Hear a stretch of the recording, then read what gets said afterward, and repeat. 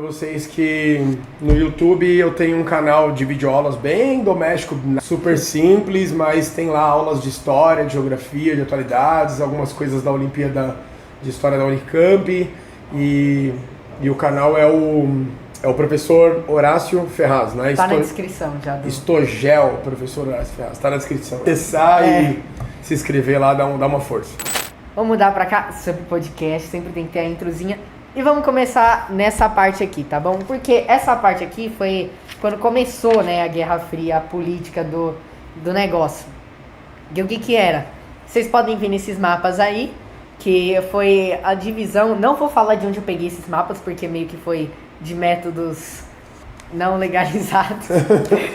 Mas enfim, ó, eu peguei esse mapa aí e aqui vocês podem observar. Tem aqui, zona soviética, zona... Deixa eu ver se eu pego... Como é que pega? Aqui, é aqui. Você tá com um apontador aí? É. Zona soviética, temos aqui Berlim Oriental e Ocidental. Isso aqui foi logo quando eles invadiram lá a Alemanha para tomar tudo. Zona americana, zona francesa e zona britânica, tá? Ou seja, esses três aqui são dos Estados Unidos, tá? É, obviamente, assim, porque todo mundo fez a aliança. E depois acabou virando assim, ó. Estão vendo? A Polônia, a Alemanha Oriental, Tchecoslováquia, Hungria, Romênia, não sei o que. Isso aqui, ó, gente, essa linha vermelha é o Muro de Berlim, que vocês podem observar. Foi quando dividiu o negócio, você sabe quando que... O ano? Sim, o secretário-geral do Partido Comunista da Alemanha Oriental, Honecker, se não me engano, né? Eu não lembro o primeiro nome dele, eu sou meio bugado para primeiro nome. Em 1961, né, que foi a construção do Muro de Berlim, num momento de bastante tensão, porque depois se a gente puder até voltar, a gente volta numa outra parte. A construção do Muro de Berlim, ela revela um desacordo, porque a União Soviética fez uma aliança com os Estados Unidos, com a Inglaterra, para derrotar o fascismo e o nazismo. Só que já no finalzinho ali, com a Conferência de Yalta e depois a Conferência de Potsdam, esses acordos eles não foram cumpridos. E aí virou esse mundo bipolar mesmo, o capitalismo querendo destruir o socialismo querendo destruir o capitalismo. Mas não era para ser necessariamente assim, se você pegar fontes de ambos os lados. Tanto historiadores ortodoxos do mundo capitalista, quanto historiadores ortodoxos do mundo soviético, do mundo socialista, essa rivalidade que separou a Europa Ocidental da Europa Oriental, ela não necessariamente era para ser assim, tá? Depois a gente fala um pouco mais sobre isso.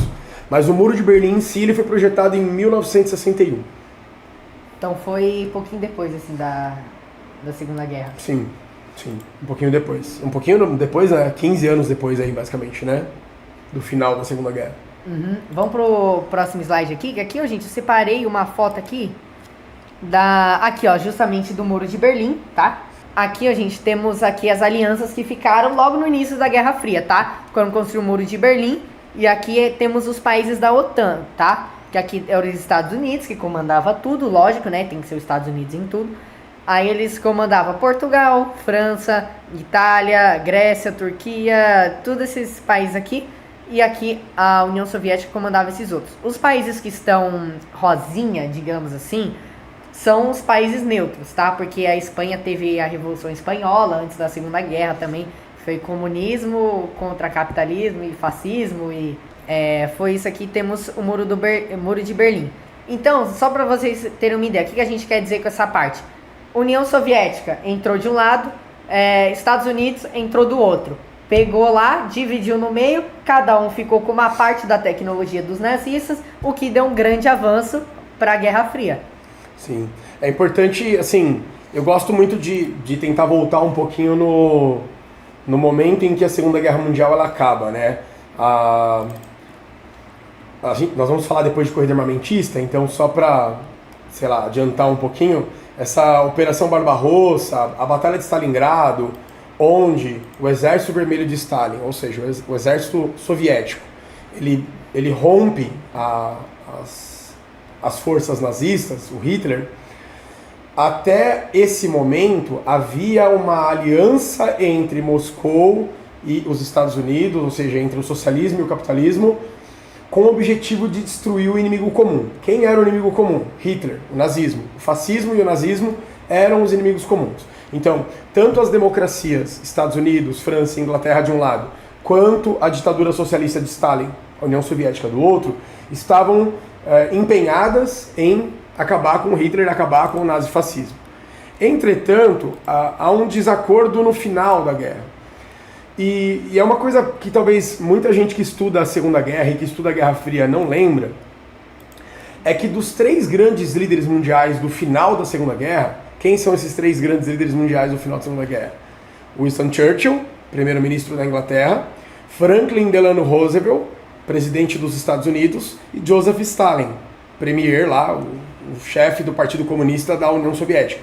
Desses 3 grandes líderes, o único que vai continuar depois da Segunda Guerra é o Stalin, porque o Roosevelt, presidente dos Estados Unidos, ele morre. Ele tem um derrame cerebral, não me lembro agora qual foi a causa. Ele já tinha sérios problemas de saúde e tal, mas ele morreu. E aí ele foi sucedido pelo vice Harry Truman, doutrina Truman e tal.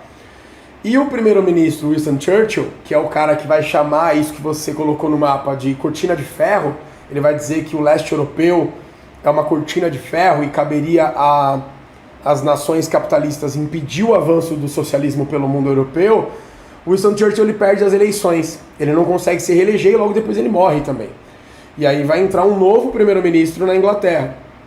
Por que eu acho importante falar isso pra galera? Porque todos os acordos que tinham sido feitos antes da guerra terminar, antes do Hitler ser totalmente derrotado e antes do Japão ser totalmente derrotado, esses acordos eles vão se perder. É como se, por exemplo, Estados Unidos e Inglaterra não cumprissem os acordos de um lado e, por outro, o Stalin também não cumprisse os acordos do outro. E é daí que nasce a Guerra Fria. Então a Guerra Fria talvez seja a responsabilidade mais de um do que do outro, mais do capitalismo do que do socialismo. Outros vão dizer que a culpa é mais do socialismo do que do capitalismo, mas na verdade são os atores principais do final da Segunda Guerra Mundial que desaparecem, ou morrem ou não são eleitos, e isso vai acabar criando aí essa situação de risco mundial de uma catástrofe nuclear aí que a gente vai acabar falando um pouquinho. Sou professor Horácio, sou professor de História, professor de Geografia. Como eu falei, eu sou graduado em História, graduado em Geografia, tenho algumas especializações, faço mestrado em História pela Universidade Federal de São Paulo, estudo Manancial, estudo a Billings, também tenho pesquisas na área da educação e direitos humanos, um historiador, geógrafo mais voltado ao meio ambiente do que propriamente a conflitos geopolíticos, né? Trabalho como professor de História e Geografia na rede pública e privada aqui de Ribeirão Pires. Espero que tenha alguns alunos aí no decorrer do podcast que venham acompanhar.